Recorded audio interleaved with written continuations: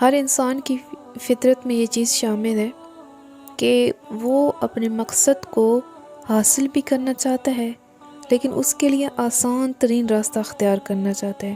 اور ہم یہ بھی جانتے ہیں کہ مقصد جتنا عالی ہوتا ہے، مقصد جتنا بلند ہوتا ہے، اتنی ہی انسان کو محنت اور جدوجہد زیادہ کرنی پڑتی ہے۔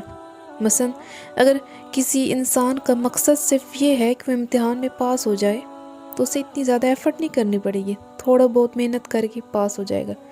لیکن ایک ایسا انسان کہ جو فرسٹ پوزیشن حاصل کرنا چاہتا ہے تو یقیناً اسے اس کام کے لیے سخت جدوجہد کرنی پڑے گی۔ یا یہ دیکھ لیں کہ اگر کوئی انسان جنت میں جانا چاہتا ہے، دیکھیں مقصد کتنا بلند ہے۔ چونکہ مقصد بلند ہے تو اب اس انسان کو اپنے مقصد کو حاصل کرنے کے لیے انتہائی سخت اور انتہائی طویل جدوجہد کرنی پڑے گی۔ لیکن ہم انسان تنگ آسانی چاہتے ہیں۔ ہم یہ چاہتے ہیں کہ بس آسانی سے اور آرام سے اور سہل اندوزی سے ہمارے تمام کام، تمام امور سر انجام پا جائیں۔ تو جنت کے حوالے سے بھی ہمارا یہی رویہ ہے۔ اسی طرح کے ایک شخص پاک پیغمبر کے دور میں بھی تھا، اور روایت میں ملتا ہے کہ جب پاک پیغمبر کسی غزوے پہ جا رہے تھے، کسی جنگ پہ جا رہے تھے اور اپنی اونٹنی پہ سوار ہو چکے تھے، تو اب ایک بدو آیا، عرب کا بدو، ایک عرابی آتا ہے، آ کے جو ہے نا پاک پیغمبر کی سواری کو پکڑ لیتا ہے۔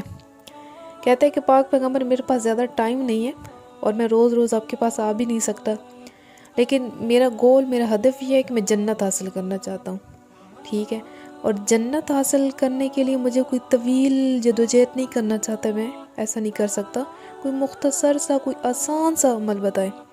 اب جب پاک پیغمبر نے اس کی سوال کو سنا تو پاک پیغمبر ارشاد فرماتے ہیں کہ اگر تو جنت میں جانا چاہتا ہے تو لوگوں کے ساتھ ویسا ہی سلوک کر، ویسا ہی لوگوں کے ساتھ رویہ اختیار کر جیسا تو اپنے ساتھ چاہتا ہے، یعنی جیسا تو اپنے لیے رویہ پسند کرتا ہے کہ ویسے تو اسے لوگ کلام کریں، ویسا ہی رویہ تو دوسروں کے ساتھ بھی رکھ۔